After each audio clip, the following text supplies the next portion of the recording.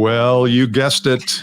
It's Bryan and my 17th birthday on the Advanced Selling Podcast. Welcome, Bryan. Hey, Bill. How you doing? I'm fine. Should we go through the thing again, like we're the longest running, or we all know that by now? Yeah. We're Advanced Selling Podcast, longest running sales training podcast history year. It's our birthday. Isn't that amazing? 17 years. 17 years. At a time when people really didn't know what the heck podcasting even was, I don't think. I mean, long ago. Long ago. If we've seen anything in our time doing the podcast, it's 2 cycles of cicadas. Let's call that what that is. 2 cycles. That's right.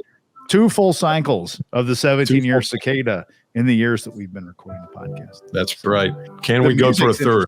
Yeah. Bill mentioned Bill's kind of our audio person. I'm going to pot it down because it's not really very. Well, not really on brand for us. No, it's not. It's our we usually do some rock and roll, but it's I don't know if that song's copywritten or whatnot, but this is so fun. we want to happy birthday. we want to get in today to some of the inside baseball, kind of behind the scenes about how we do the podcast, and then of course next week we'll get back to topics. But before we get into that, we had some questions from some listeners over the years. People have asked us, and I've accumulated some of these. And I thought it might be interesting for people to hear how we do it, why we do it, what mistakes we've made. But you have something first. Well, the music kind of cued me in on this. I was on the Monon Trail. It's a little walking trail that we have here in Indianapolis. Very, very pretty, very nice. Used to be an old railroad, track. Now that it's a trail. It's 40 or 50 miles now, isn't it? It's pretty long. It's really long. Yeah. And there's an art center down near where our office is, where I used to live. And there was a couple gentlemen there that were playing, and they had homemade and played the recorder. You know what recorders are? The little, little flute things. Mm-hmm. And I thought about all of us in the United States, for the most part, were forced to play the recorder somewhere in the 3rd, 4th, 5th grade realm. If you remember that, most of them were plastic. And I thought to myself, how rewarding is that for all the music teachers in the whole world to know that there are 2 men who apparently live in Indianapolis who took that plastic recording playing to a whole new level and made it a career as professional recorder players. I didn't get their name, but I thought that was pretty interesting. So they're playing like for money? Or totally. They had like a video. They had like a social media thing, and they had like 2 cameras, and they had their stuff set up, and they were selling recorders, and they were selling their CDs. Kind of like, you remember Zamfir, of course. Everybody remembers Zamfir, the pan flute player on Zamfir, right? Who sold albums on radio. But I just thought that, for all the music teachers who do their best, it's hard teaching elementary school music. Yeah. And, recording the recorder episode that most of us had was extremely painful for our parents, just awful hearing us practice. And it's nice to know that they have a couple success stories walking around town playing professional recorder. So if you're less than 35, just look it up. Just Google recorder. Yeah, they may not do that anymore, right? Yeah, and the frustrating part was 90% of us had not one musical. I mean, you did. You had a musical ear, but not me and any of my friends. So it was really a wasted effort. But those 2 guys, not really. It was frustrating for the people that knew music because the things didn't work. They were terribly produced. They were horrible. I'm like, this is so out of tune. This black plastic recorder I'm playing that I remember literally like every detail of it was so out of tune. That's funny. That's funny. Well, happy birthday, man. This is fun. What a great fun thing we've had here, isn't it? So we wanted to do something a little special for today, since it is 17 years ago this week that we launched the Advanced Selling Podcast. It was on the 15th of September, I think. But anyway, we thought we would give you a little behind the scenes. I've got some questions here that you don't know what they are, Bryan, but I've got some that have come in over the years, accumulated some. And I thought it would be good just to do a behind the scenes with how we do this, because this podcast has launched other people's podcasts. People who listen, and maybe you're one of them. In fact, if you are, let us know in the LinkedIn group whether you learned something from this or this inspired you in some way to launch your own podcast. But I know we have a few. So I thought I'd get into these questions. Do you have I'm anything? ready. Yeah, no, I've got a couple. Yeah, since you gave me the topic in the prep, I have a couple questions also that you don't know about, right? See how it goes there. Yeah, it goes that way, doesn't it? This will be a fun little what do you call that? Walk down memory lane. Yeah. I'm excited. So the first question I have here, and we've heard this a lot from people over the years, is how do you guys decide what to talk about? You speak for 12 to 15, 18 minutes each week. Where does the content come from? And I think this is a particularly important question because if you are thinking about doing a podcast, you have to have some content. And hopefully this will give you some sense of how we do it, and maybe you can get inspired by it. So how you describe how we do this? It's my description. I think this is something. This is great. This is a great question and a great thing to talk about. We typically don't talk about. This is a skill that people can develop, and the skill is the skill of observation. The skill of observation. And most people walk around town and through life and through their sales life more in an experience. They're just doing it. They're not observing what they're doing. Yeah.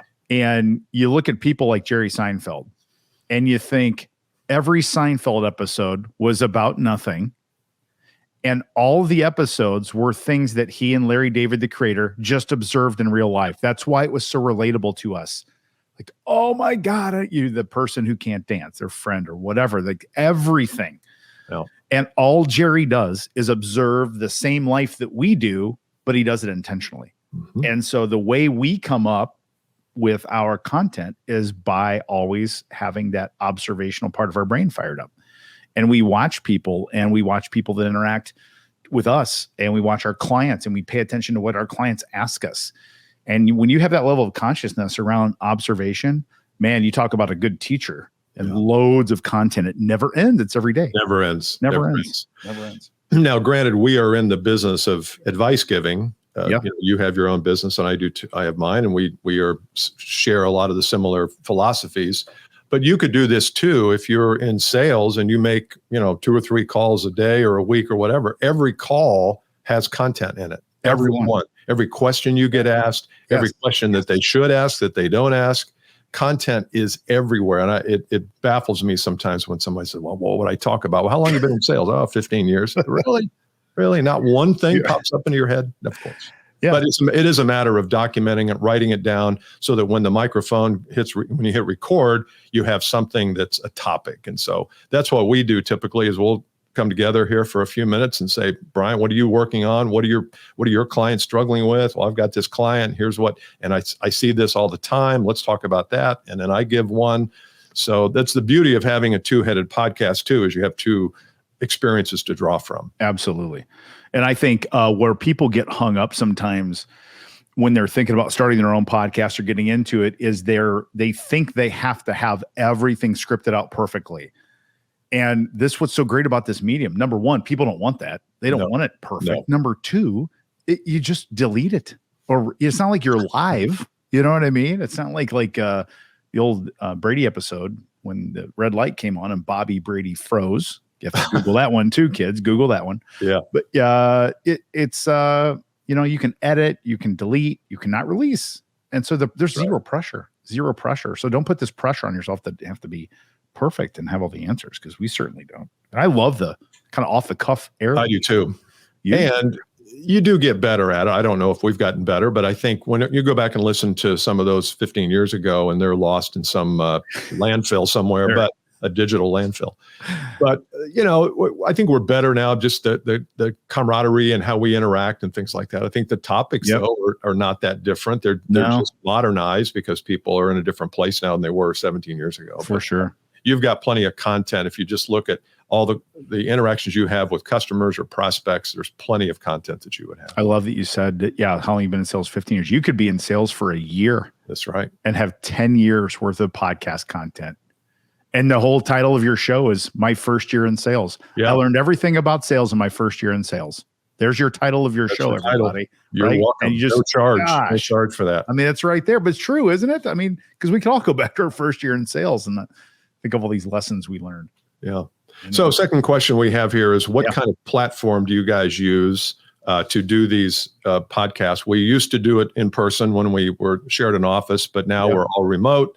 We use a software called StreamYard. It's $20 a month, and it allows us to do what you see. If you do watch our YouTube channel, you can see how we do it. There's frames you can put up. As you see on this one, it says Advanced Selling Podcast on the left, happy 17th birthday. And it's got just us in frame. So it's a very inexpensive way to do it. Whether you're doing an interview show, you have to have something, because you probably don't have the studio to invite people to. So it's going to be virtual. We just use StreamYard. You can use Zoom.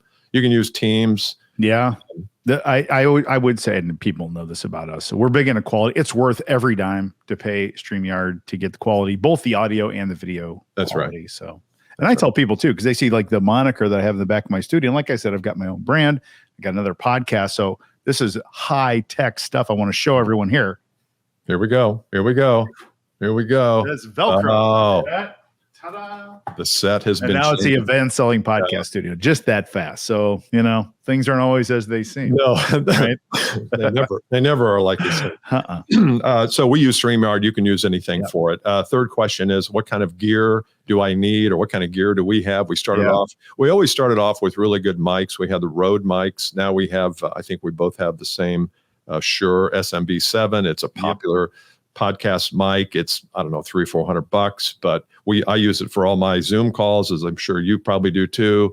The quality of the audio is really good. I was reading a statistic by a author of a research paper on audio, and he talks about how your microphone matters. How close people feel to the message is based on how close you are to the microphone. And when you use a onboard mic on a laptop, there's too much space there. And he's done research, and 50% of the message is 50% more consumable when it's good audio. And I know you guys laugh at me for being the audio Nazi, but I don't. I think it's great. I'm glad that you are, because the audio matters. It does, for all the reasons you said, Bill. And I'm so intrigued. I heard a podcast from a couple of former professional athletes. I'd run into one of them somewhere, and he's like, yeah, I'm doing podcasting now. He'd been retired for several years, and they have a really good following. And I listened to their show, and all I thought was, these guys are really popular dudes. They've got a really good following, and they need new microphones. They need new microphones, because you could tell. I'm like, boy, if they had new microphones, it just amps it up a little bit. And $300 or $400, if you can't afford $300-400 to start your podcast, you're probably not in a place in life to be starting a podcast. Maybe you probably get some other things, but it's like, boy, worth every dime. And these things last for decades. Yeah. It's not like you're buying a new mic every 10 minutes. Anyway. No. And I've people have asked me what kind of mic if they don't want to spend $400. If you're just trying something out, go get an Audio Technica. It's a little USB. It's $60 on Amazon. It's not as good as this, but you'd have to be pretty trained not to hear a lot of the difference. So you don't use the excuse of, well, I don't have $400 to invest in this. Go buy a smaller USB mic. Audio Technica makes a good one. Okay. We could tell, but we wouldn't tell anyone. No, we wouldn't tell anyone. No. Brian, Bill, what are some mistakes you've made in the 17 years? What are some mistakes in the whole podcasting arena? I've got one or two. Why don't you go first? Because I got trying to sort through my list here. I think the first mistake we made was not, and we make it today, not asking people to get something and give us their email address. I don't think we ever really had a lead magnet. If we were to start this over again, I think we would create something. Maybe we'd create something different every year or every quarter and say, hey, if you'd like to hear more about this topic, go to asp.com/75 and download the free whatever. It takes time to put those together, but not a lot. And I think that's probably a mistake we made from the very beginning. We didn't capture email addresses. We've got probably 5,000 people on our list now, 4,000 to 5,000. But had we started at the beginning, that would probably be a lot larger. No doubt. I think the number one thing that biggest mistake I personally made just mentally about podcasting, and I still struggle with this, is defining for me in my own personal life, whether it's a hobby or whether it's a business. Is it a hobby or business? It's a really, really fun hobby. It's so fun, and it can still be fun and be a business. And I think getting super clear early on what role your podcast plays for you. And just because you make it a business doesn't mean it has to be the business or even spit out direct income. Right. It can serve as a cog in your business. So for your example, Bill, lead generation, it could serve that. It could serve for access to clients and customers. That's right. It could serve for credentializing yourself. But we started off, I thought it was just like fun. And it still is fun. And I think I made the mistake of waiting way too long to say this is actually a business. It's a really fun business. So yeah, I still don't think we have gotten on top of that. I think it's probably 70% fun, 30% business, and it could still be fun and be business oriented. But I think we've probably not done a great job in turning it into whether you call it a lead generator or advertising things. And we have the insider program that we promote here, and we've got 70, 75 people in that. So that's been good. Yeah. But so for you, if you're considering starting one, just think about, well, what can I offer? What can I allow people to go somewhere and download some kind of expertise, capture their email address, and then nurture them and deliver value on an email? I don't think we started that way, and that was probably a big mistake. Right. Any other mistake we've made? Probably not getting these mics soon enough. We went kind of, I've mentioned this before of one of the first, we posted a show on YouTube, probably 15 years ago, maybe more, maybe 16 years ago. And the first comment we got was, that is a ridiculously huge microphone. Cause I had a splash guard, spit guard that was literally the size of my head, and it covered up my whole head. That's the first public comment we ever got about the podcast. That is a ridiculously huge microphone. Yeah. And I still see people with the big spit guards. I still see it. And I don't think you need one of those with a good microphone, because there's enough spit guards built right in. Last question here, Bryan. What are you the most proud of over the last 17 years? For sure. It's a combo. It's the consistency and the partnership. Bill and I have a great chemistry, a great partnership. Hopefully that comes through. That's a thing sometimes that people forget, that there's almost like a character role that you play, and some of our listeners over time have, picked up on that and have fun with it. About Bill uses big words and Bryan's, loosey goosey, whatever. It's really cool. It's all an act, though. It's all fake. Exactly. It's so not.